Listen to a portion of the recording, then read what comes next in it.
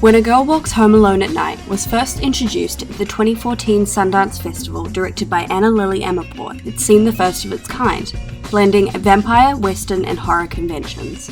I'll be looking at how the film took some familiar horror movie elements and challenged the role of women in the genre, weaving feminist ideology throughout.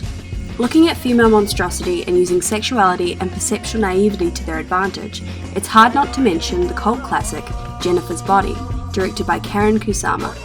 Both written and directed by women, similarities can be drawn between the two and how they actively challenge the horror genre. But how do these two films that seem to challenge the genre still read as horror? The three most noticeable conventions in these films that contribute are colour tones, setting, and mythology.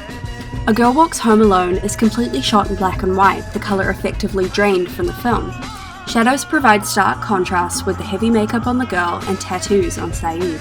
Jennifer's Body plays with blue tones, making a regular high school look drained and moody, while shadows used to make Jennifer's transformation from preppy cheerleader to monstrous succubus even more jarring.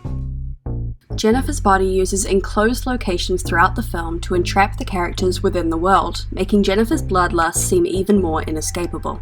A Girl Walks Home Alone is set in the destitute town of Bad City, characterized by long shots of oil rigs, barren streets, and littered dead bodies, creating an unsettling location for the plot to take place. A monster is a dangerous breach of nature, a violation of our normal sense of what's possible. Both films present monsters that originate from mythology. A Girl Walks gives us the girl, a skateboarding vampire perpetrator, attempting to clean the streets of Bad City of bad men. When cruising the streets, she wears an Iranian chador, creating a superhero cape effect, visualizing her vigilante acts and radiating radical female energy and agency.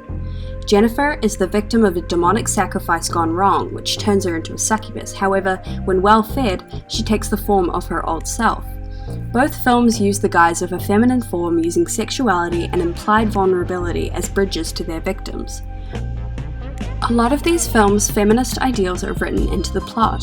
Low Shoulder's active sacrifice of Jennifer to increase their success is metaphorical for how women are objectified and used for their value of sexuality or virginity in order to benefit men in their exploits. This is comparable to how Attie, a prostitute in A Girl Walks Home Alone, is used by men for her body. Both films represent a deceptively innocent portrayal, with the title A Girl Walks Home Alone at Night suggesting connotations of dangerous men looking to pounce on a vulnerable girl. But the film flips this assumption on its head as we find out the girl is the threat and no man is safe. With sexuality comes power.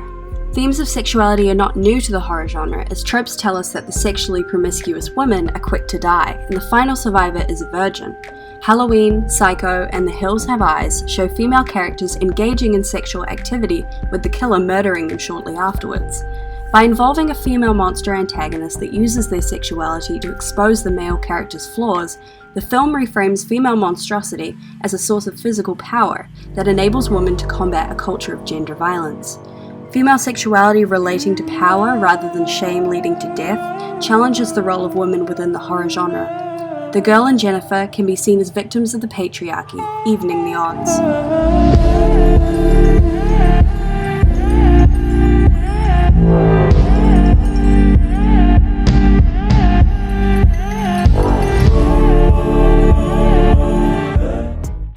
The juxtaposing reception of these films is also striking. A Girl Walks Home Alone at Night was a debut feature for Amirpour, small budget, and was celebrated for its unique genre blend and feminist leanings. Jennifer's Body boasted big names but was panned a commercial flop, with its cult resurgence only coming post-Me Too era. The studio had a very strong, unshakable belief that this movie needed to be marketed to young men, specifically. Which came because of me, I'm assuming. Yes. In the same way Jennifer was sacrificed to benefit Low Shoulder's music career, Megan Fox was used to sell the film and then faced the most criticism for this film's failure, a modern act of sacrifice in this realm.